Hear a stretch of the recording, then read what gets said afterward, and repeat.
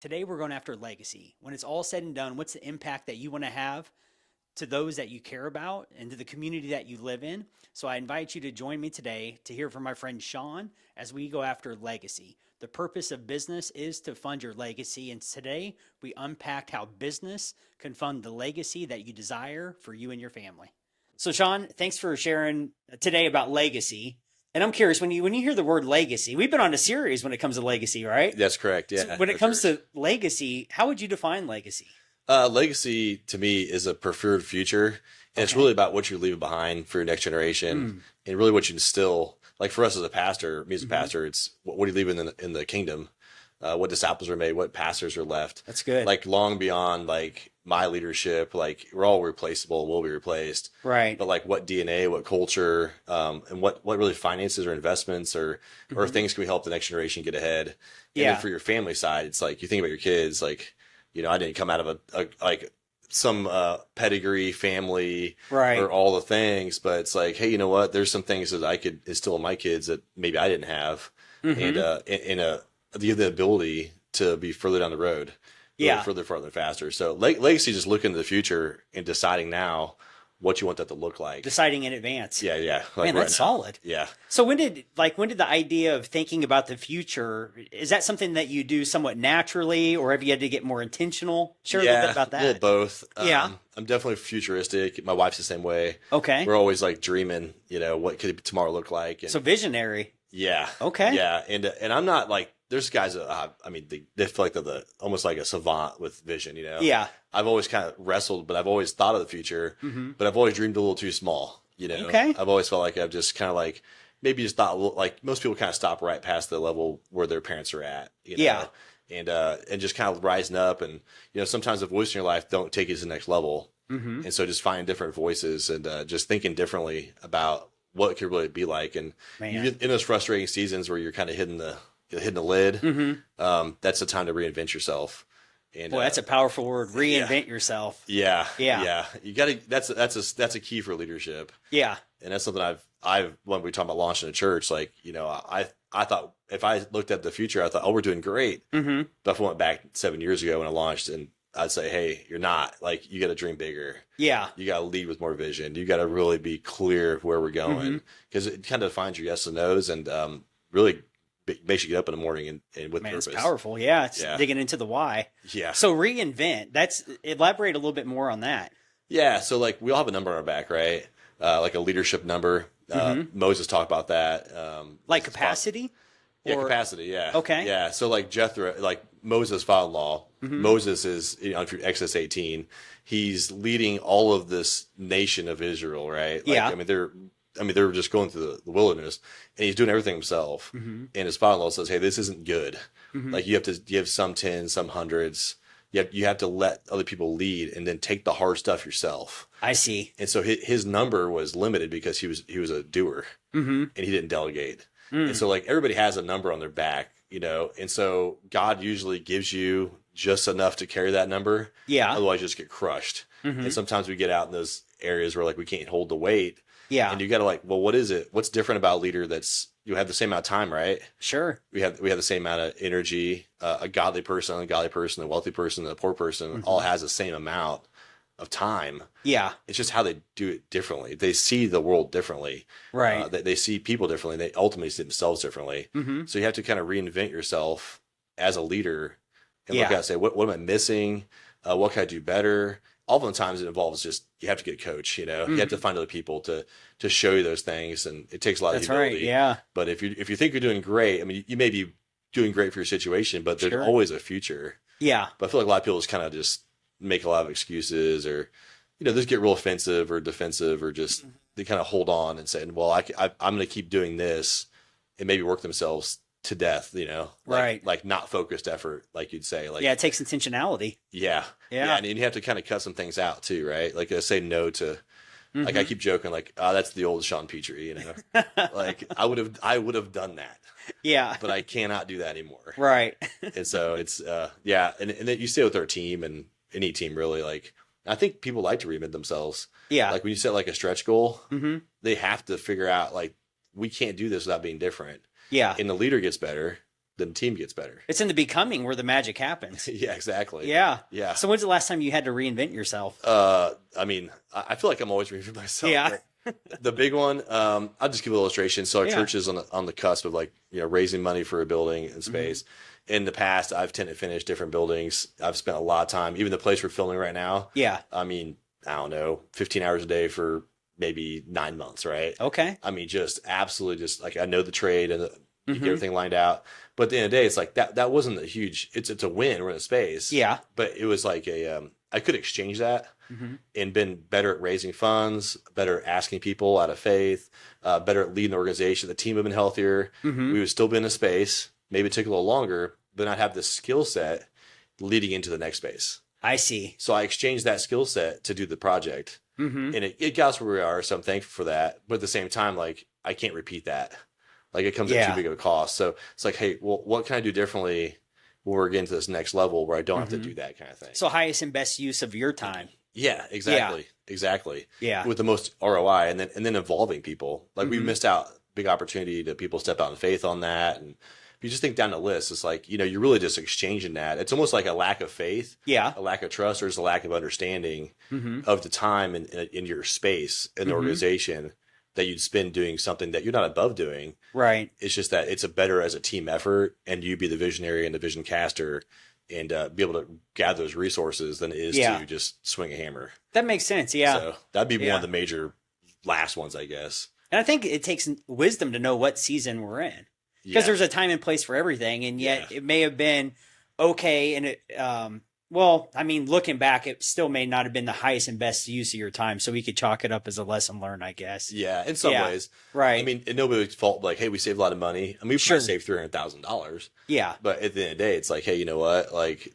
we could have been farther down the road in different areas, though. Right. Like with our church, like the obedience of people, or like the network, or maybe the team that's being developed. Yeah. The leading of the team. Like we could have had more fruit. Yeah. And so you always got to think like, what am I exchanging to do it this way?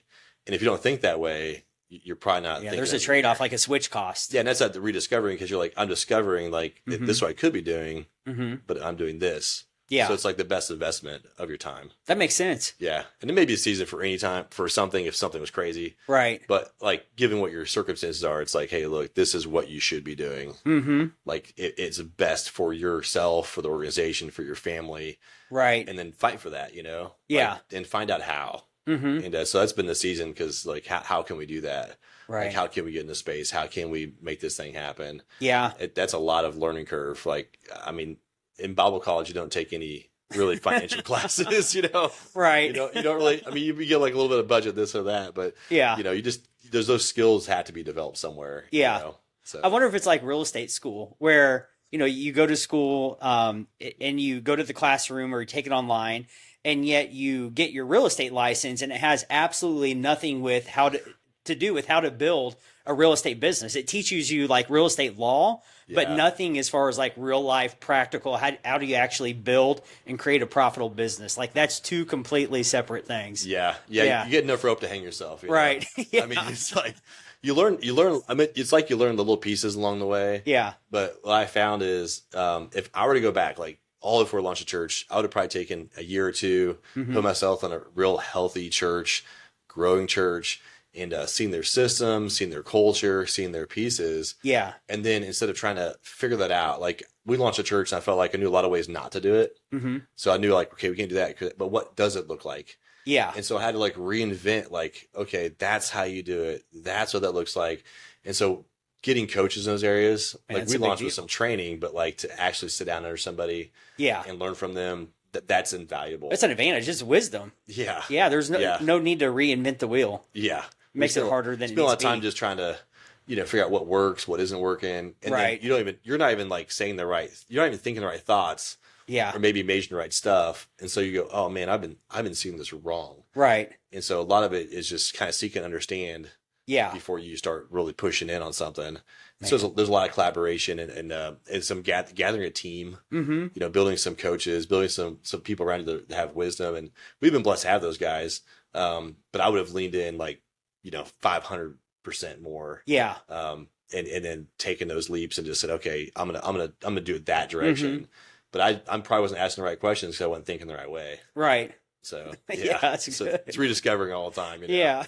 Well, I love that you're growth minded, because just Yeah, because John Maxwell talks about this a lot, just because we get older in years doesn't mean we mature and grow. So you're yeah, choosing to learn, identify the lessons, and do differently, do more better the next time around, and leverage people that have gone before us. We could learn from those that have gone before us. We don't have to reinvent the wheel. yeah, It makes it harder than it needs to be. yeah. So I think that's wise of you, and it says a lot about your maturing and growth, that you're willing to bring people in your life that will cause you to think differently. Yeah, they call it the gift of disorientation. You know, like when I'm talking about like, hey, maybe you're at a church one day that's building like the living factors building buildings. Yeah, That's disorientating. Like when I first heard that, that's wild to I'm think like, about, that's not isn't even it? possible. Like, Yeah, where do you come from? And right. so it's good to get around those guys. You know, I think maybe it's Craig Rochelle, but somebody had mentioned like you get around people similar track as you. Yeah, You make tweaks, sure. and you get down people that are down the road from you, and you make leaps Yeah. in your Oh, that's leadership. good. And so there's those guys that I'm like partnering with and just coached from and just listen to and always trying to seek those guys out. As mentioned earlier, there's somebody who has a massive company and it's like, well, how did you get there? You know, Right. What would you say to somebody just starting out? Like Yeah. just listening to those guys because it may change the entire wall you lean your ladder on. Yeah, it's so I good. mean, it really does make you think, and that maturity it just saves you a lot of pain. You know. Oh yeah. So yeah, Yeah. that's huge. I think you'd have a powerful, impactful podcast channel. It sounds like you like to have conversations Oh man, and learn from others. Like, it'd be good. grab a mic and hit record, man. I've been There we dreaming go. about that, and I'm like, hey man, Nice. Craig Rochelle Leisure Podcast is 10 out of 10. You know, Yeah. he held off forever. Yeah. Yeah, I'm trying to focus in on our church growing and Yeah. family legacy, but Yeah. yeah, I would love to be like in those circles and just I love Nice. coaching people. Yeah. and especially like coming out of a situation I was in a church. Like, Mm-hmm. I mean, I was always like third or fourth down on the totem pole, and there wasn't that culture Mm-hmm. of coaching or investment. It's Yeah. like you do the role, but there's not that development side. Mm-hmm. And so you're kind of just spinning tires. And then when you go out to launch a church, you've really never had an opportunity to make a lot of decisions that we've made. Yeah. I'll put it this way, like our first Sunday I preached, we launched our church. It was the largest crowd out like in a church setting that I had preached to. Wow. So immediately you're like outside your number Yeah. is already bigger than your back. That's so cool. So it's you're like, oh Lord, I've Yeah. I've got to grow, you know. So you talked about in the beginning with legacy, it's in visionary, thinking about your future, and sometimes we have to reinvent ourselves. When I think of legacy, I think about a transfer of values and beliefs. It really starts with that. So how do you incorporate? I mean, you have a wife. How long have you been married? 17 years. 17. Good job. That was a Yeah, pop quiz right yeah, there. that was a Nice pop quiz. work. Yeah. I was like, you gotta ask the So- wife thing. yeah. 17 years. And how many children do you guys have? We have 3 little ones at home, and we have an adopted daughter, Yeah. and she's I guess 30. Okay. Yeah, Man. So I think that's important for the viewers or the people listening to understand, because this isn't like you just pioneering for yourself No. as if you're a single guy. Like, you incorporate, one of the things I appreciate about you is you incorporate your family into the direction that you guys are headed. So what would be some of your best tips or some of the things that's worked well for you to include your wife and your family, so it's just not you doing your own thing? yeah. I mean, I think the big thing is to be aligned on mission together Mm-hmm. from the beginning. Like, you got to dream the same direction, you know. Yeah. Like when you get married, it's so important that your hearts are aligned towards what God has for you. And so it's like, are we playing baseball? Are we playing hockey? Are we playing what are we doing together? Yeah. And we've kind of been around like this is what God's called us to do. We just begin to dream like what would it look like? Mm-hmm. My wife, she works full time at Children's Hospital. She's been down there for I believe 16 years. Okay. Maybe it's somewhere north. You know, Yeah. it's a lot of time.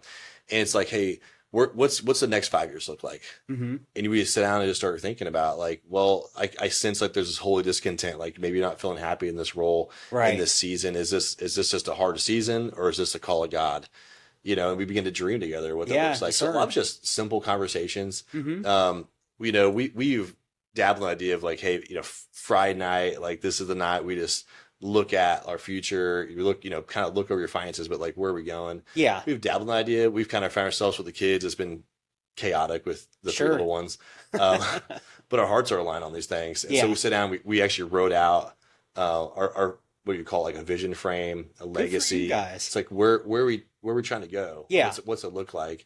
And what tell you is motivating is, I mean, for a lot of people listening, you have your own kids, Mm-hmm. and just going, hey, I was your age. I couldn't imagine like, like the worlds are different, Oh yeah. and for me, it's like, I feel like having a Christian home Mm-hmm. is just so much different than like I grew up with. Sure. And so having that legacy from the beginning, Yeah. I mean, watching my son last night, he came up my room 3 or 4 times, and he kept bringing pieces of his Bible. His Bible's falling apart. He's got one of those action Bibles. Nice. All these stories. He'd come up with a page that's ripped out. He's like, Dad, I found this, and it was really cool. He actually found the story of the 10 lepers. Okay. It was in the Bible. It said to the 10 sick people. Yeah. But I talked about it on Sunday morning a little bit. Kind of alluded to like the one that came back, Mm-hmm. and he was taught by Bill in his Sunday school and his real life kids. He talked about the 10 lepers. And so I Nice. sat there for 20 minutes last night, just walking through like, hey, why the one come back? And Yeah. do you want to be the one that comes back? Like what happened? Why was on the minds of those guys that didn't come back? And Mm-hmm. just like, that's just legacy right there, Yeah. But that's invigorating for me to say like, hey, where can I see my kids be? Mm-hmm. Like, how can I help them like avoid the pitfalls I was in, That's good. the rat race I went to, Right. just all the things like that I struggled with in my 20s and maybe even to my 30s. Like, Mhm. how can I help them see past that? And maybe they're not going to they'll learn on their own, but like, there's a lot of things you can leverage that could change their destiny Yeah. and just create a bigger platform, a bigger number on their back, and just Absolutely. character development. So Yeah. that excites me. And the same thing for my wife. So we're just like on the same page with like how we want our kids to be raised, like what Yeah. direction we go. All those things like really invigorate a legacy. Yeah. And then beyond even just our family, like the kingdom, Mm-hmm. and if you're aligned on those things, your family, where those core things are, Mm-hmm. I think it gives you like a good platform to dream together. And that really what holds marriages together. I mean, if marriages aren't really focused on where they're going, they just coexist. And Right.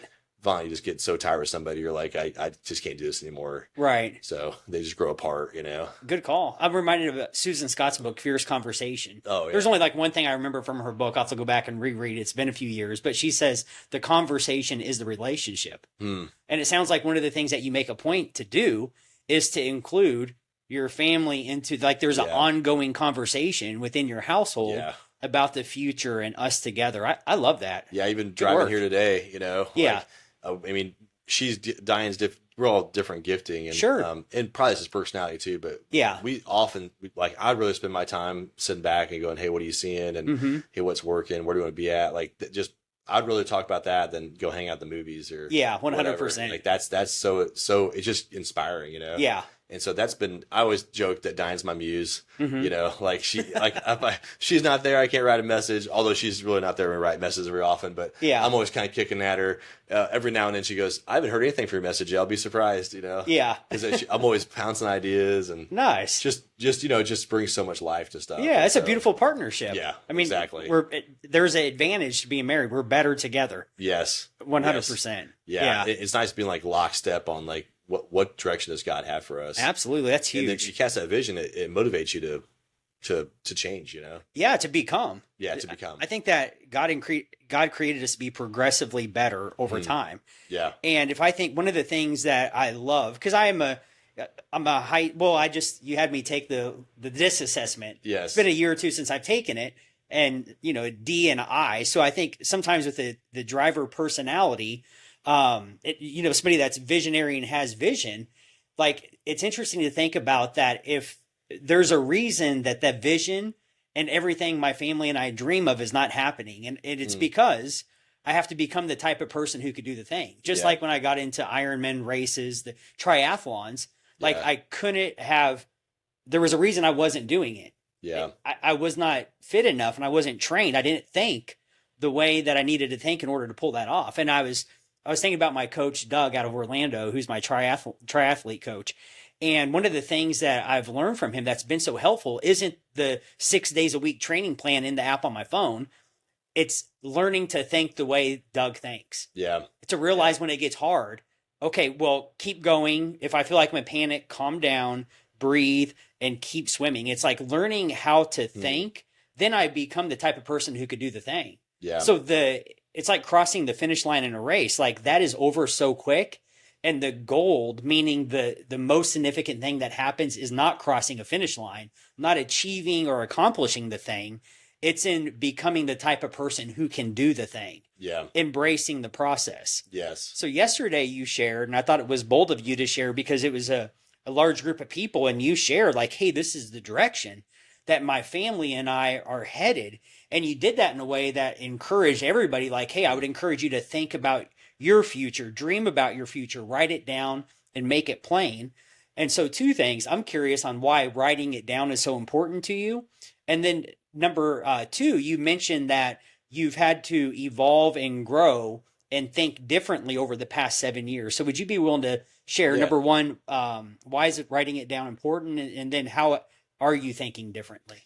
Yeah. Yeah. I appreciate that. The question, write it down. I mean, it's really interesting because our memories are really short. Mm-hmm. And if you sometimes you get like a word from God, or we get this call, Yeah. like there's this burden, and I feel like sometimes we wrestle that sometimes, and Sure. then once you kind of figure it out, we kind of move on, Mm-hmm. and you forget, and it's like not writing down prayer requests or not journaling. Yeah, it just goes away. It just goes away, Right. and then a year from now, you're like sitting there and you hear the New Year's song, and you're like, yeah, what was I going to do this year? Yeah. You know, Sure. and it's real easy to get lost in Yeah. the business and Oh, yeah. all the things around us. There's so many distractions, Mm-hmm. and most people, I feel like they get very defeated. Mm-hmm. There's setbacks, right? Right. And anything worth doing is worth fighting for. And so you have to like really declare this is God's battle. This is a victory I'm going to take, Yeah. and put it down and see that every day. Mm-hmm. It is so motivating. I have daily declarations I wrote about myself, a lot of leadership lids that I broke through, or just ways I saw myself.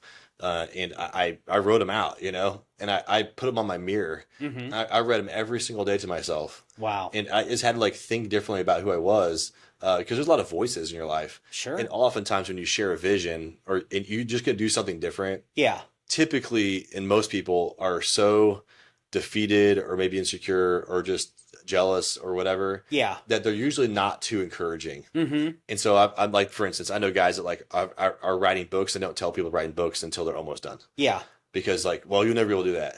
You'll never be able to accomplish this. Like there's a lot of discouragement on people's Sure. dreams.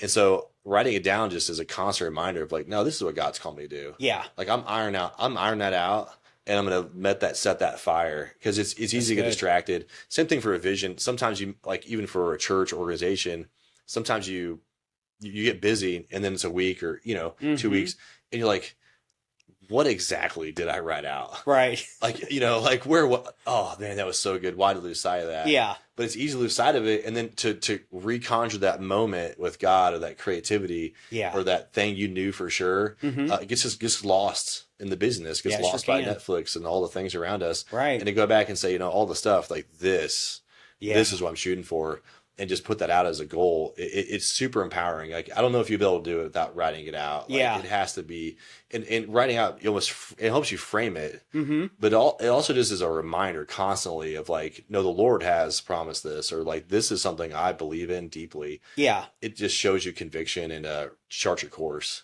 That's good. So yeah, it'd be almost impossible probably to do it without writing it out. Right. And then sometimes God does it anyway. Like, Yeah. I've had seasons where I've written out things, and a year later, you're like, man, we did accomplish some of this, but that was totally unintentional, and Yeah. I could have done far greater if I Sure. were focused. Yeah. So, Yep. so yeah, that's been good. And then the second part of your question was about reinventing. Yeah. You mentioned that over the past 7 years, you're thinking differently, and your mindsets had to change. Yeah, there's a lot of things on this, Yeah. and I could go a lot of different directions. Sure. There's some books that will just change the way you think completely. So, I don't know, it's like 3 years ago, maybe, Mm-hmm. I picked up Rich Dad Poor Dad. Robert Kiyosaki. Yeah. Okay. And everybody, I'm just like, my goal is like, okay, I'm gonna learn like how people think, like, Yeah. what's the different ways of doing this. And we've always kind of dabbled in like real estate and different things. Sure. And so I read this book, and that thing blew my mind. What'd you get out of it? I mean, like, well, the concept of like, well, it's his concept to out educate yourself from a problem. Okay. That's his concept. Yeah. I mean, that's what I really gathered from the book, is the idea of risk Uh-huh. is directly correlated to your understanding. So like, what's risky for some people is not risky for others. Yeah. So like, what would it be like so like faith, right? Like Mm-hmm. to step out on faith, like well, there's different levels of faith. Mm-hmm. Like for some people, it's like, well, I know God can provide that, or like that makes sense. Like it makes sense on the books, it makes sense on Mm-hmm. these things. But you could put out two different like exact problems and solutions, Yeah. and people would say that's risky and that's not. Well, what makes the difference? And it really comes down to education, Okay. financial understanding of money. I'd say one of the biggest pieces of that book that stuck out to me was to think like a bank. You know, what's the bank do with your money? They make money with it. Exactly. They leverage it. Yeah, how they Yeah. leverage it. What exactly are they doing? And Yeah. just think like, well, why am I saying I should be doing this with my time to make Mm-hmm. money and not what they're doing with Mm-hmm. the money we're giving them? Yeah. It's really interesting. Like, I mean, it's basically a business model Right. to produce money for the investors in the bank. Right. It's really Pretty brilliant, it really. really has very little to do about your security. Yeah. And that's how it's marketed. Like, of course, you put your money in the bank. It's like, well, there's a lot better place to put your money. Right. You know. Sure. But it's just real interesting. Like he just kind of blew the lid off of things. Yeah. And then countercultural to maybe even like Dave Ramsey's approach, and he's leveraging debt, and there's a lot of levels of that, and of course a healthy amount of debt and types of debt. Mm-hmm. But I was like, man, this guy's just a full bore, Yeah. and his thinking. And one of the biggest takeaways, I mean, if you've ever read the book, is moving from the left to the right side of the chart. The four quadrants. The four quadrants, yeah. Yeah. Yeah. How come that's what you're referencing is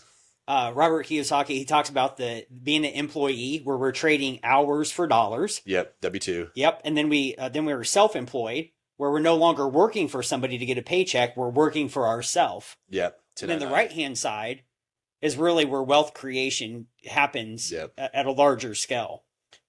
We move over to being a business owner. Yep. Where now we're not selling the widgets or selling the service or product. We're more focused on helping people grow and develop. We're looking for talent. We're hiring talent, creating Yep. opportunities for talent. We're more in the people development side of things when it comes to business. And then the investor side, that's where the ultimate leverage position, where we're now trading our dollars. We're leveraging our dollars in order to buy back our time. Yep. Exactly. And to hold them accountable to make more dollars, to multiply them. Yeah, and that thought process he put together on that. Yeah. I mean, if you've never seen it, Yeah. it should disorientate your life. Man, it could be disruptive. It is disruptive. Yeah. I mean, you read that and you thought, you're absolutely right. Right. Like I would have said, hey, if you're gonna make more money, you put in more effort, and that's not true. That's true to an extent. I mean, if you're a lazy person, that's good advice. Yeah. If you're a hardworking, full-blooded American, that's not great advice. Right. It's different type of effort. It's a different way of seeing things. It's That's a different right. way of investing your energy and your resource. Yeah. And that was just mind blowing to me. And so I've been on this journey of like, okay, how can I? And I've seen a lot of different widgets and things that people try to sell and stuff. Sure. But just to say, I know there's opportunity. How can I find that? Like, Yeah. what would it look like too? And I've been on that journey, just like seeking out those Good for you. those questions behind the scenes. Yeah. And I mean, I've learned a lot, and I've seen a lot of guys that they promise things but don't deliver. And Right. so it's like, okay, what's the wise thing to do? How can this be done? Yeah. And that's what I've been asking people, and seeking out for ourselves, because Yeah. I would love to be able to replace my wife's income with something different. Sure. And my plan is like, hey, let's just put her on staff of the church. Like, we don't have that kind of money to replace what she makes at the hospital. Yeah. So it's like, okay, how can I invest what I have differently? Right. How can I take this energy and put it into something else that has return? Yeah. And get good at that skill. Mm-hmm. Not just understand it from a book, but like to master it. Absolutely. That's And where the so- magic happens. That's where the life change happens. Oh, absolutely. Otherwise, it's just theory. Yeah. And Yeah. I know a lot of people get stuck just right at the spot we're talking, like that's not possible. Yeah. A lot of people they just kind of see the weekend, and they're really busy. They're good hearted people, but Sure. they just have not made the phone calls.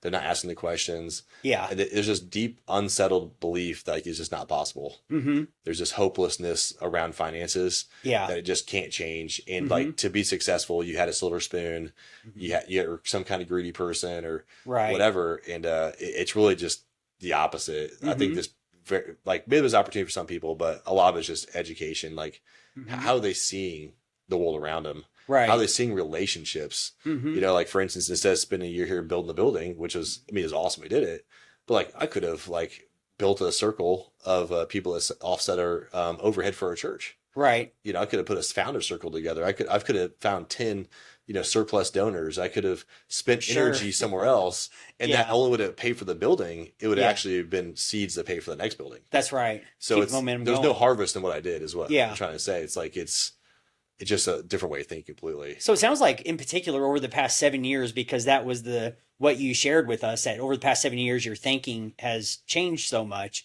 Sounds like one of the areas you've been intentional is to grow in like your financial thermostat, meaning your thinking around money or finances and business Yeah. has changed. Yeah.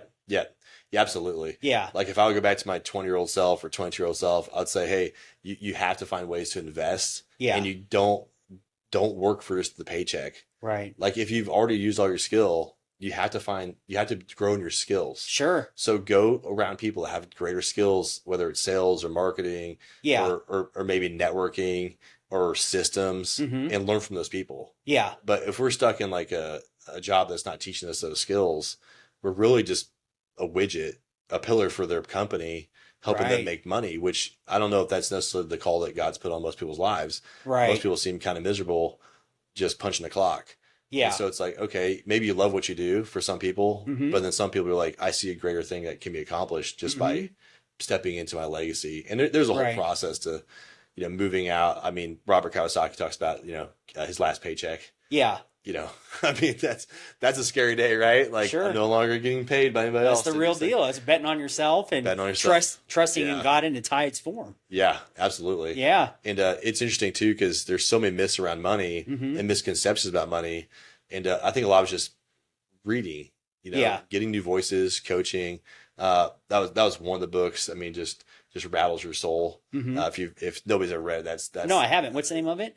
well, I was talking about the Rich Dad Poor Dad. Oh, got it. Okay. Yeah, it's just one of those books that just that was foundational shift. Yeah. But there's so many routes out there to think differently, Mm-hmm. and then sit down with guys in your life that honor God but have been successful in the business world, and Sure. just picking their brain, go to coffee. Absolutely. Like that was Learn shape. from them. Yeah, that was Yeah. shape.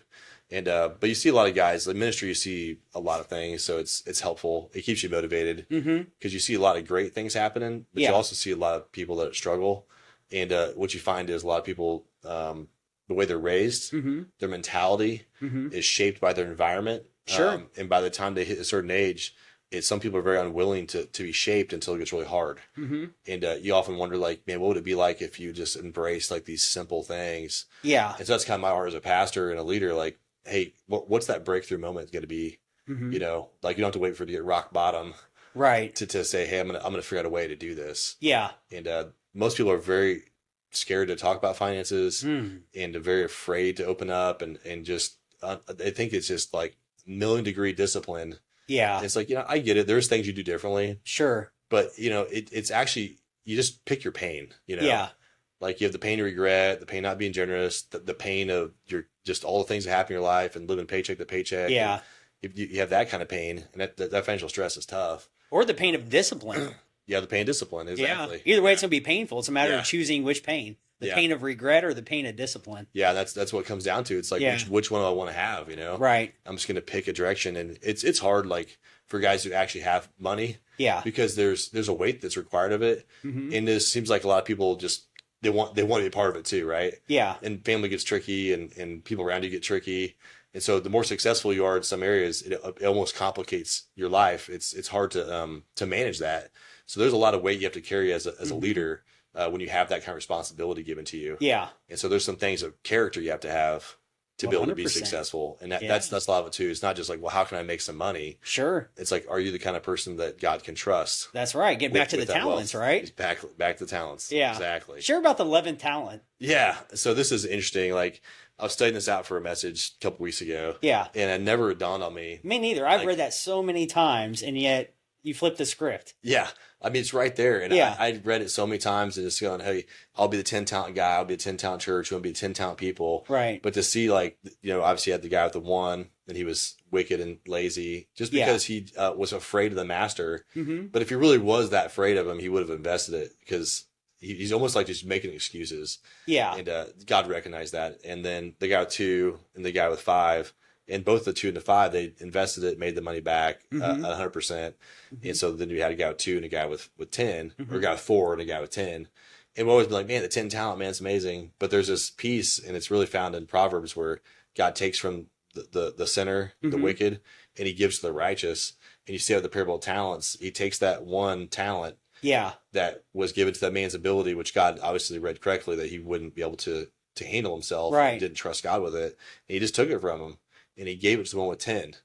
And he overblessed him. So he Mm-hmm. blessed him with the 5 to 10, but then he blessed him with this money taken literally from a center of the world, or for people that use it for their own So purposes. that was lazy with it. Yeah. And operating out of fear. He operated out of fear. Yeah. And he gave it to the person that was operating out of faith and Yeah. and trusted. And so now you have the 11th talent servant. Yeah. And I don't know, for whatever reason, my entire life, I'd never seen, like, man, I should be the 11th talent Right. servant, not the Man, 10th that's talent. powerful. Yeah. Yeah. To be like, not only did God bless this, but Yeah. actually God gave an increase. Mm-hmm. And if you think about that, that's actually interesting. That's a 10%, Oh, that's increase of his, we always talk about giving 10%. Right. It's like, well, if you honor God, maybe he gives right back, Yeah. Wow. I mean, maybe it's just a circle, Right. that God can trust you, and then you can give it right back to you to invest it and use it. and Even just prosper. even hearing you right now explain that, what's standing out to me right now in this moment is I've never connected the dot until now about how Jesus and him sharing the story of the talents, he was referencing a verse from the Old Testament. Yeah. About you mentioned it, where that was Jesus was walking out exactly with the verse in the Old Testament. Yeah, he lived it out completely. That's right. Yeah, out of Proverbs. Yeah. The wicked money being taken from the wicked and given to the righteousness. Yep, Is that exactly. it? Yeah. Yeah. That's amazing. Yeah, and the wealthy that honor God to get prosper. And Yeah. the wealth that the sinners have is stored up for the righteous. Yeah. And so it's a righteous person that God blesses. Mm-mm. And the world can, a lot of people in the world, I mean, they can have wealth, they can flaunt it around. Sure. But at the end of the day, when they pass away, or when things happen, Yeah. God's economy, he's moving it for his kingdom. 100%. So he's going to take what he wants, and Yeah. he's going to give it to those you can trust. Right. And so oftentimes you have to wonder, like, okay, am I the type of person that would not invest it? Mhm. It's so clear in the talents too, because he says it made money work. Yeah. And this is a direct reference to the second side of the chart, what we talked about earlier. This wasn't about he worked. Like he didn't say, I went to work harder and changed out, calipers on cars. Yeah. I mean, it says he made his money work. Yeah. And so he would have taken this money that God given him, and he put the money to work. And so it's like, okay, well, how do you make money work? And there's obviously a lot of ways, whether it's like investing into the bank was the worst idea, but Yeah. into the stock market, into retirement accounts, into Sure. real estate, into Mhm. any kind of business, something has a return on that investment, some kind of fund, Yeah. just putting the money out there to do something for you to give it a return. Right. And then true wealth is the point of which that return is greater than your actually livelihood. Mm-hmm. And so you no longer are actually working. Like Right. you're not longer, when you no longer have to exchange time for money, that's wealth. That's a powerful position. Yeah. When you Yeah. no longer have to say, I'm going to show up to work on Monday to Yeah. get a paycheck, or even show up to your business to get a paycheck. But when Right. money's actually making money work. Mm-hmm. There's a buddy that has been doing coaching with me and has a lot of properties down in Alabama. Mm-hmm. And the guy at this point is making $160,000 a month in rental income. And Good for him. and it's just one of those things where you're like, well, how long have you been doing this? And you're thinking, that's been 30 years of investments. I had a buddy of mine that his dream was to have 10 rental properties. Mm-hmm. And if it gets to the point I could have those in, they'd pay paid off, and I could sell them, Yeah. and or just keep them going, and I'd be set for life. And that was their dream, Mm-hmm. And I look at this guy and he's got 300, and I'm like, well, how long have you been doing it? It's been like 7 years. Mm-hmm. So it's like, yeah, it's just unfathomable to Yeah. think that your life could be that changed. In Is 7 that years. something? Yeah. Yeah. Like if I would have said no one would have thought that's possible. Yeah. But when you see like what these people are seeing, and they're willing to work towards that, I Yeah. mean, you think about the legacy this guy's changed to his life. Right. I mean, the world before and the world after are no longer the same. I mean, his kids would never have to work again. Mm-hmm. Nobody in his family would ever have to probably work again. Man. I mean, to think that you would be that person in your legacy, that, I mean, not to say you're like a Rockefeller or something crazy, but Sure. you literally made a spot in your life. You're like, hey kids, what's God want for your life? What's on your heart? Exactly. I mean, you could, that to me is like very exciting Mm-hmm. to put yourself in a position.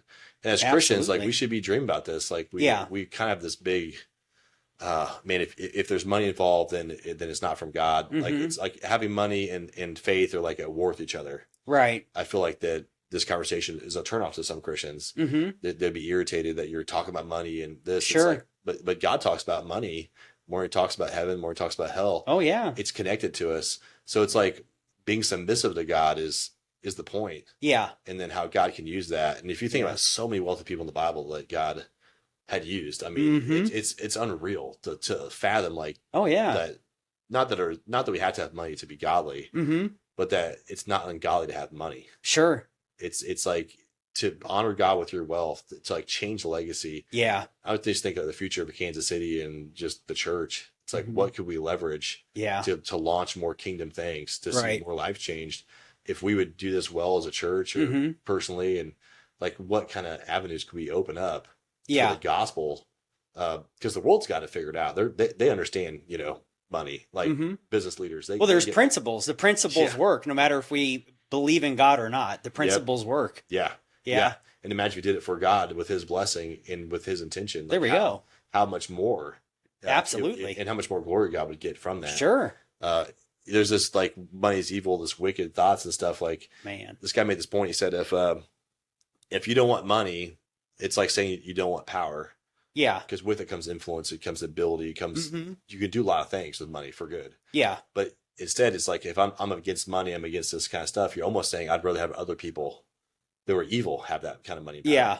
And so if you really think about what you're exchanging by not like holding the cards per se, or be able to change your legacy or legacy of your city, Mm-hmm. I mean, you're really saying, well, I'm gonna go and let the world decide that. Right. It's like, why would we not try to make that kind of influence and that change Absolutely. and be able to be the leaders in that world? Yeah. And I think if somebody says money's not important, I don't care about it, I would want to push back a little bit on that and say like, okay, well, show me your schedule. Isn't it interesting that you're working 8, 9, 10 hours or even 6, whatever the amount it is? Usually a person that says that, if you look at their calendar, they're spending the vast majority of their time going to earn the thing they say they didn't care about. Yeah. I think ultimately the purpose of money is to please God and serve people. Yeah. It funds our purpose. It funds our legacy.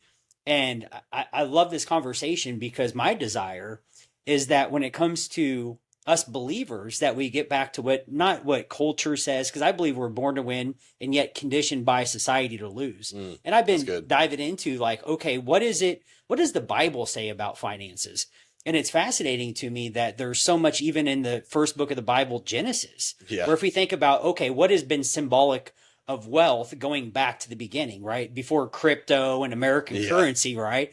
We could, if we think back what's been symbolic, I think King Tut and thousands of years ago or whatever, the common denominator is gold. And what's fascinating is that I could look at my life and I could say okay, well, I thought all of the people that were evil and wicked and taking advantage of people, they're the ones with the money, those with the gold make the rules. And I had some really jacked up beliefs about money that I guess I just picked up from living life at some point, where I thought there's people that have it and the people that don't, and the people who have it take advantage of the people who don't. And it's this endless cycle. And then I started taking this class through a real estate company called Bold. And it really was about mindset and skill set. And the mindset piece was thinking differently about money, where I was like, okay, it's not bad. It's neutral. It's good for the good it can do. In the hands of Mother Teresa, she could do a lot of good because money reflects the character of the heart. Mother Teresa would do good because of her heart. And yet Hitler, he's going to do a lot of evil because of his heart. And yet one of the things that's changed in this year in particular is it's so intriguing to me that right in Genesis, the beginning, and I think if we think about priority, like first, anytime God says something, especially first, we want to pay attention to it. And so right in Genesis, first book of the Bible, one of the things I'm just thinking about is God, the seventh or the next time God said something was good after he created everything we know, it was gold that he put in the garden when Adam and Eve were here. And I'm thinking, okay, there was no Target, there was no Nordstrom, Best Buy, any of that, no Amazon.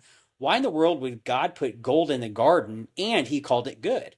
So maybe gold is the reason it's been symbolic for wealth. Maybe it actually goes back to Genesis, where it's because God put it in the garden and said it's good. And then the next time gold is mentioned, that's the 8th time that God said something's good. The next time gold is mentioned, it's in conjunction with Abraham. Abraham, it said that he was It didn't say he was rich. It said that he was very rich in cattle, silver, and gold, Yep.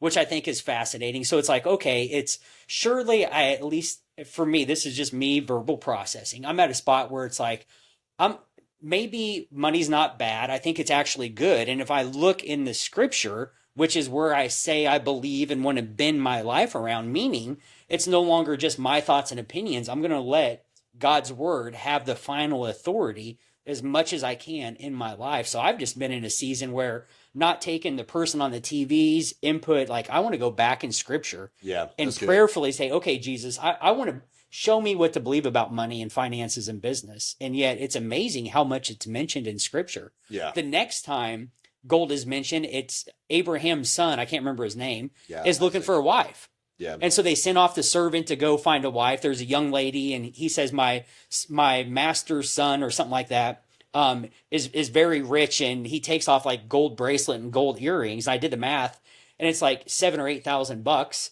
in gold, and hands it to her and says, "Come back and be the wife or whatever." So Yeah. it's interesting that over and over. And then Jesus had a treasurer, Yeah. like he had a CPA, he had an accountant, Yeah. and so it's fascinating where it's like, okay, I owe it to myself to at least study the Bible and come to my own conclusions and not just take it from what I've been picked up, what Yeah. I've been taught by culture and society. Yeah, there's a lot of misnomers. There is, you mentioned yeah. that earlier. Like so many things about money that we just don't. We just assume because maybe mom and dad, said things about money, Sure. or maybe we heard along the way. Yeah. And like you mentioned, like you work at like a minimum wage job, Yeah. and it's like, oh man, these guys ahead of me, like they should be able to pay me more, but they don't. So there's Mhm. evil people, Mhm. like all these things, like we just put in our minds. But Right. what does God say about it? How to use it, and how do you honor him with it?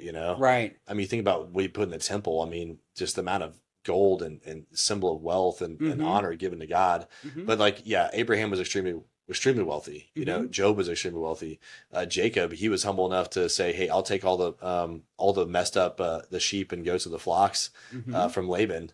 And Right. God made it so that like every one of these ones getting born are going to Mhm. him. Yeah. Like God was blessing Jacob Mhm. to go back home to reconcile. Of course, he wrestled with God, became Israel. Yeah. I mean, it just there's so many times like we think money this. It's like God's in charge, Mhm. but how can we honor him with it? Yeah. It's not an evil thing. It is like you mentioned, like the eighth thing mentioned that's good. Gold. Like why would God set the economy up? Right. Like what's like the treasure? Of course, it was Judas. Sure. But Yeah. but at the same time, it's like money's a part of our lives. Yeah. And it isn't everything, but it does change. 100%. It changes the legacy for the future. Yeah. And I think God has something special for people that can look out in the future and say, "Hey, I want my legacy to be this for my family." Absolutely. Like I want to see that in a community. Mhm. Oftentimes I think the worst place to be in life is when God calls you to be generous and you can't be. Man. You see somebody hurting and Oh, yeah. you can't do it. You Right. think I wish I could. Mhm. That's a tough spot to be in. Mhm. And so to be that spot where like, "Hey, Lord, I'm going to honor you with whatever you give me, Lord." Yeah. Because I see the people that need it, and I see the Mhm. world that needs hope. Yeah. If I can leverage that message and help these people, Lord, I'll always do that. Yeah. Instead of just saying, "Well, I'm going to build a big kingdom, put my name in lights, and do my thing," just change it for yourself. But it's like, what's the Lord want to do? Mhm. And that's amazing by Abraham because he had everything he wanted, it could ever want. Yeah. And God said, "Hey, I'm calling you out of land of Ur, the Chaldees, and to a land you don't know. Yeah. And I'll make you have a great nation." They're still fighting over this. Mhm. Genesis 12:1-2, Genesis 18. I mean, God chose this very wealthy, affluent person, but his heart was humble. Mhm. And you're talking about Joseph. To what Abraham? Oh, Abraham. Yeah. Yeah, Abraham. Yeah, the father of the faith. Right. He called him into the promise that that if you bless him, if you bless him, you'll be blessed. If you curse him, be cursed. Right. All nations will know him. Yeah. Like his name be famous. I mean, this is an everlasting covenant given to Abraham. That's incredible. And they're still fighting over the land that's Mhm. for this very cause, but he chose these wealthy people along the way. Yeah. I mean, I think of like Joseph Arimathea, Mhm. a guy that's going to climb up on the cross and literally take down Jesus' body. Obviously, this guy's extremely wealthy, Mhm. an aristocrat, sits on those main seats, these tables. He would exchange all that for Jesus. Oh, yeah. And it's just amazing to see like these guys that they get it and it's Right. like, "Oh, you know what? Like, Lord, I'm going to put you first." Yeah. And so you just wonder, like, get that right, Sure. But like, just comes open your Bible, you know? Yeah. There's so many tools out there to figure that out too. Like you can Google that or Mm-hmm. just take a concordance and look up the word money, gold, like those kind of things. You could study all of through the Absolutely. scripture and know those stories. Yeah. And nowhere does God say, hey, this person's evil because he has money. Exactly. That's not the story ever. Yeah, it's just made up. Yeah. You know, and yet when it comes to like thinking about movies, there was a change that happened. I think it was in the 70s or 80s, where when it comes to TV and movies, media, there was a big shift, meaning that if we go back, start paying attention if you watch movies or Netflix. I don't really watch too many of them, but yet pay attention when it comes to somebody in a show or a movie and it involves money. Starting in the 80s, the people in the movies or shows that had money were the villains. They were the people taking advantage, robbing, killing. A lot of scenes in media that have scenes with money, it's in a negative context where there's somebody taking advantage of somebody, robbing, killing, or stealing in order to get it. And so I think that's one of the reasons that we've been programmed. The question isn't, do we believe about money? We all have beliefs about money, and I think I owe it to myself to get curious, like you've been talking about, meaning asking some questions and challenging my current level of thinking around money. Yeah. No, absolutely. There's a gentleman that he's part of a Bible study I've been going to that I was sharing with you all this year. He's an incredible guy. His name's Brian. Shout out to Brian. I love Brian. Yeah. And he and I meet up about every week. He's incredibly sharp, and he teaches at Ohio University in the MBA program just because he wants to and he cares. And he teaches a whole course on legacy. And he and I have been meeting up for the better part of this year talking about legacy. And I finally said to Brian 2 weeks ago, he went to Chicago to speak at an event for transportation and lead a panel. And I think he's 72 or 74 years old. And he just has a joy about life. And I just love this guy. Yeah. And he's extremely passionate about legacy. I said, Brian, we've been meeting for quite some time now talking about legacy, and we have not got to the financial aspect of it. We've talked about vision because it starts with vision and values, self-awareness. How am I showing up? The relationships, business, leadership. There's all these aspects of legacy. And he goes, yeah, you're spot on, Chris. He said, I'm thinking about changing my course.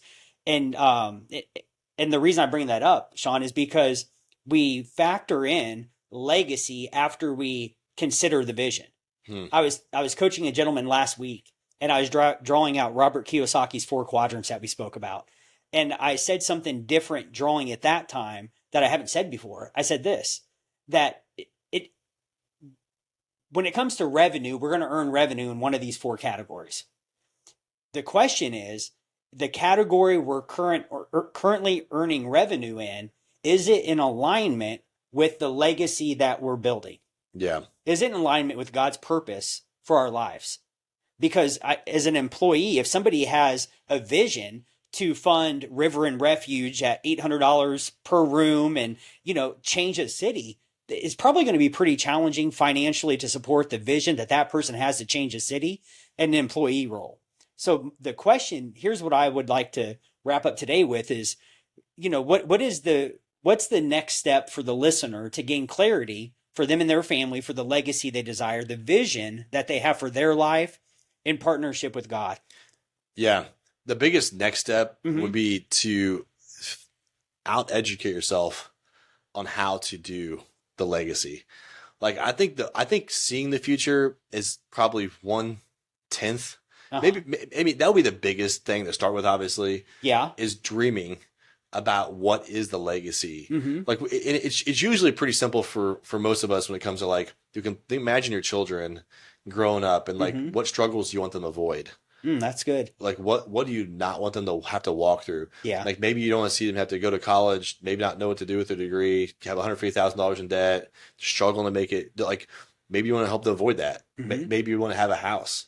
Like if you know the market, it means it'd be difficult for the next generation to own a home. I mean, the housing market's insane. It's not going to go anywhere. Right. It's keep going up. It's like, it's going to be a luxury item in 20 years. Yeah. I mean, it's like, how could you be in a spot where you can own real estate with a family? Right. Can you even make that through W-2? Do I trust the government to fund my retirement? Mm-hmm. Do I think that Social Security is going to be there in 30 or 40 or 50 years or 60 kids? Right. Do I want to bet on them or bet on myself? Yeah. Like Yeah. which one's going to be, Right. like how can I help them? So if you think about that direction, Yeah. and I mean, assuming you have a great relationship with your kids, Right. but you think about impact, but just like write that out. And some of those just like, it just seems impossible, right? Like you may put that down. It's like that because you don't know how yet. Yeah. So then step in the next season and out educate yourself. Mm-hmm. So there's amazing books. Like you sent me one that was amazing.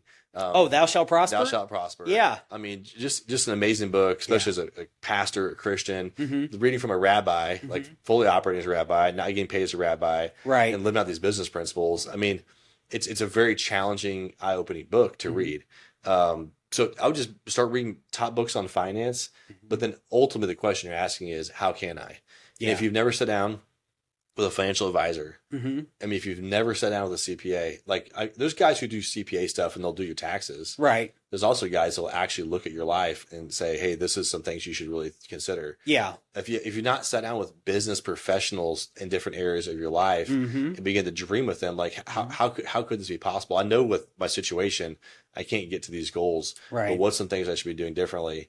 And then lean in, like there's like an interest, whether it's a business interest or some kind of maybe it's a skill set you've had or something you've been dreaming about. Like for me and Diane, it's real estate. Mm-hmm. Like we've spent a lot of time, energy, different things behind the scenes on real estate. And so for us, it was kind of natural, like just to go in that direction. So we've been working behind the scenes, doing coaching with different things, Nice. to be able to like build a legacy in that area. Mm-hmm. And so, but the question is, how can I? Right. How can I? How can I? How That's can I? good. That's a better question. Yeah. How can I? And Yeah. if you just ask that question, you'll start to narrow in like, oh, there's options. Mm-hmm. Because I think for most people, they just don't see it. Yeah. They're not, and maybe or they don't believe it. Mm-hmm. I mean, the reason Robert Kiyosaki wrote his book, Rich Dad Poor Dad, is he got tired of telling people how to do it Mm-hmm. because he felt like very few people would listen to him, Yeah. and he would tell them and they wouldn't do anything. And so his book is like very motivational. Mm-hmm. It's very confrontational with the way we think because for him, you could tell he's very irritated with the way Right. people see money Yeah. and how they see things. And so a lot of it's just kind of reinvent yourself. Yeah. I'm not saying any of these guys are like the one way to do it or like they're perfect or anything, Mm-hmm. but at the same time, like getting education, even simple stuff like listening to this podcast Yeah. is helpful. Sure. To get you to think differently. There's some great resources. I started reading a book like how to grow a small business by Donald Miller. Okay. I mean, just fantastic. Yeah. I mean, and if 1/10 of, I mean, think about this: if you grow your capacity 1%, even a week, Mm-hmm. that's 52% increase in your capacity. That's a big deal. That adds up over time. Yeah, it's Yeah. it's those little tiny things. Like, Right. I mean, if you read 20 pages a day, they say you'd average 30 books a year. Wow. I mean, a lot of people, I think we like to make excuses for what we have, Sure. and it's just like, this is it. And I just got to go back to my dead end job and I'm just going to suffer through this thing. It's like, but you don't have to, Yeah. and we can fail, just fail forward, right? Like learn from it. Like That's you said good. earlier about, hey, the space is amazing, Yeah. but hey, I'm learning. Like I'm not going to do that again. That was Right. old Sean. That was, Yeah. that was selling myself short. So how can I do this? Yeah. And I didn't grow up in that culture, and most people don't. Yeah. Most people's they struggle, but it's like how to change that. Yeah. And we kind of write at some level. I'm not saying it's a biblical principle, but God helps people that are helping themselves too, right? Man. Like if you're not willing to work hard, Yeah. like in a sense of like thinking through like my legacy, Mm-hmm. working hard on changing the way you process things, working Mhm. hard on new relationships.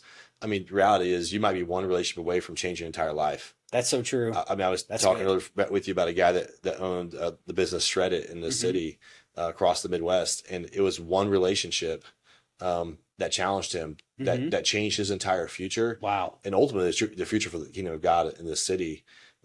It just sometimes we just don't put ourselves out there Mm-hmm. because we're afraid to fail. Right. We're afraid of what somebody's going to say about us. It's just gonna be the last time. Mm-hmm. Like we have so many knockdowns, we just don't get back up. Right. And I think finances is maybe just a picture of like what our heart's like, Mm-hmm. where we maybe quit on ourselves, Yeah. and then finances just follows. Yeah. And a lot of times we coach people, and it's difficult to even get up and even want to get their first job Mm-hmm. because they've been just like you said maybe earlier, behavioral conditioned, like just been told by people that they can't. Right. And so you got to change your mentality. Like, God willing, I can. Mm-hmm. Yeah. And fight for those things. So Absolutely. that'd be the next steps. That's good. But there's probably a million ways to make make a legacy. Mm-hmm. It just comes down to you can find them if you're looking for them. Yeah. And I think God will show you those things. And there's relationships all around. Even what you do with coaching people, you're Sure. showing people another way of thinking Mm-hmm. that will expand their future and help Right. them create that legacy. That's And good. it's not easy, but it's fun Mm-hmm. and it's worth it. Right. And to see what the fruit is from that Mm-hmm. is really what excites me as well. Yeah. You know, That's good. to see the kids like, you know, hey man, I don't have to pat you on the shoulder and say, hey, go look in college. I wish I could help you. Right. Like, I mean, I'm thankful to have mom and dad that were there, Mm-hmm. but not be able to help you financially or and with college, I mean, just insane Oh yeah. amount of money. Absolutely. And then most guys don't even work inside their degree field. Sure. So you're like, okay, Lord, like, what would it look like to just be really wise Yeah. with this future Right. and see what God can do through that? Yeah. You know, So- I wrote a book called Path to Purpose that came out earlier this year, and I'm gonna have to rewrite it or something because like the one thing there's one thing that I left out after doing a deep dive on purpose, and it's this, and I think it ties in with finances. So the key that will unlock purpose for life or unlock legacy or unlock financial breakthrough, I think it's this. It's having a posture of the heart of my heart before God. God, I trust you with the vision. Let's stick to the finance side of it. God, I trust you with my finances. Will you show me how I could trust you more? Everything that I have is yours anyways. Will Yep. you show me your perspective when it comes to finances? What is it that you have for my family and I? What's the legacy that you desire to help us build and leave and input into our offspring? Yeah. Will you show us and guide us? Help me take my next step. It's like the posture of like a yielded or surrendered heart. Yeah. And it's like, man, I could look at any time I've had a breakthrough in my life when things start to change. It's when I try everything myself and I get to a point where it's really not working that well. And I'm Yeah. like, okay, God, I've given it all I've got. Will you help me? And he's yet to not come through Yeah. when I have that type of posture of my heart. So what in conclusion, Sean, what would be if somebody out there just feels like stuck in a helpless place, what would be your advice to them? I'd probably look at the people in your life Mm-hmm. that you would think of as role models Okay. for legacy. Mm-hmm. Like, look at people who raise their children the way that you would want somebody to raise you. Mm-hmm. Like, look at the people around you that set that model in whatever area. So, like, you know, I'm not a big fan of just having people who are great at finances. I mean, who's a great father figure? Right. You know, who's a great big brother? Who's somebody who knows how to run business? That's good. And then just sit down with those people. Yeah. Don't ask them to be your coach. Yeah. Ask them to coffee, share your life, talk to them, ask good questions, Right. and listen. Mm-hmm. Bring a notepad, Right. take notes, and do a follow up with them. Say, hey, thanks so much for your time. I really learned this. I appreciate that. I'm working on these things. Yeah. Can we sit down again? I'd love to share and build some relationships. That I think relational poverty is the first problem to solve. Mm. And if you solve that problem with the right people, Mm-hmm. like God brings into your life, you know, pray and ask, and then Yeah, that's good. and you solve that problem. Like the amount of faith I have for the next space and for our own family is built on the relationships I built. Mm-hmm. It's not built on a book. I mean, there's been some great things we talk about in these books, but the people that you get around your life that are already doing it or Yeah. on the cusp of doing it or have done it in the past, Mm-hmm. you kind of ride on their coattails. Mm-hmm. Their faith or their ability, their skill set, like you look at them and go, well, if they could do it, Yeah. if God could use them, or like they have faith like that, Yeah. it makes you mature. And so you'll find these models in your life, and we all have those people. Sometimes we just right in front of us. Mm-hmm. We like to call them owls. There are people around you all the time, but you just can't see them. Yeah. You know, Nice. they're real quiet. Yeah. You know, That's but a when fun they- way to put but it. when they speak, everybody hears them, right? Yeah. Like they're the top end That's of their good. field. Yeah. And we often just kind of, they're not the life of the party Sure. typically. They're a little more subtle. Yeah. But if you can if you can find those people and just sit down with them, Yeah. and there might be some in your family that may not be, but there's people around. You know, Mm-hmm. I mean, going to church. I mean, there's always some fantastic people at churches. Right. There's some great leaders in churches. And then ask them like, how'd you get where you're at? Like, what Yeah. would you say to somebody that's in my shoes? You know, this is what I'm dreaming about. How did you How would you do that? You know, Yeah. what am I missing? That's a good question. Don't come with your idea of like Hmm. how great it's going to be. Right. Like everybody's got $1 million idea. Come with an idea that you know is flawed, Hmm. and just say, I'm not sure. I Hmm. know this has got lots of problems. Can you show me some of the pitfalls? Yeah. And can you point me maybe there's something I'm not seeing at all, Yeah. and that you see that I should be doing? What would it be? And you mentioned earlier submission, yielding, humility. If you have that kind of mentality, you Hmm. step in with somebody, they'll be more likely going to tell you more than you want, more than you more than you ask for, Yeah. and probably more than you comprehend. You might spend the next year trying to figure out what they said because it blew your mind so much. Right. And you got to wrestle it out and like, just take that and just build on that. Yeah. And then God will show you things as your capacity increases. Like there's opportunity in front of you. Hmm. And you don't have to have, when you have great relationships, you don't have to have great money. Hmm. Like the money follows the relationships. Mm. So when you get the right people in your life, the things start changing Hmm. and people invest in you, Hmm. whether it's time or whether it's a second place, whether never let you fail. I had a guy in my life who went to college and he always said, Sean, I'll never let you fail.